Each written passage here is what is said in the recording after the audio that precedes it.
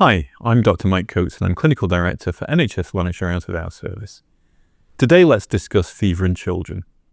It's natural to feel concerned when your child has a fever, but in most cases, a fever is a normal response to infection and can be managed at home.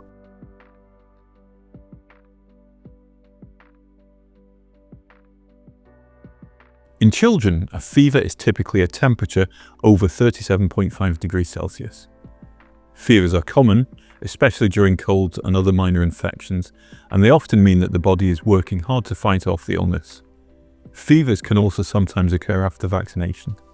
When a child has a fever, they may feel warm to touch, appear flushed, feel irritable or tired, and sometimes lose interest in eating and drinking. Babies might be more fussy or cry more often than usual. Here are some steps you can take to help your child feel better. You can offer them plenty of fluids to keep them hydrated, and for babies, continue to breastfeed or bottle feed. Dress your child in light clothing and avoid heavy blankets. Being too hot can make them feel more uncomfortable. Use paracetamol or ibuprofen formulated for children if they're uncomfortable or in pain, and be sure to follow the guidelines on dosage.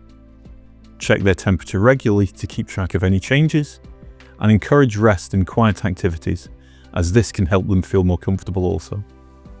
Most fevers in children are not caused by sepsis, but it is important to know the difference.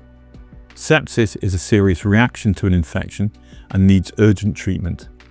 If your child has a fever and additional symptoms, such as an unusual breathing pattern, reduced responsiveness, floppiness, confusion, or not having wet nappies or having not passed urine for a number of hours, call 999 or go to A&E.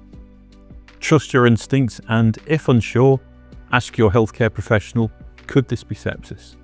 While most fevers in children are manageable, it's important to know when to get extra help. Contact a healthcare professional if your child is under 3 months old and has a fever above 38 degrees, or under 6 months with a fever above 39 degrees. If the fever lasts longer than 5 days, if your child shows signs of dehydration, like fewer wet nappies or becoming difficult to wake, or if there are any other additional symptoms like a rash, breathing difficulties, or unusual drowsiness. It's always best to be cautious, so if you are concerned, don't hesitate to reach out to a healthcare professional.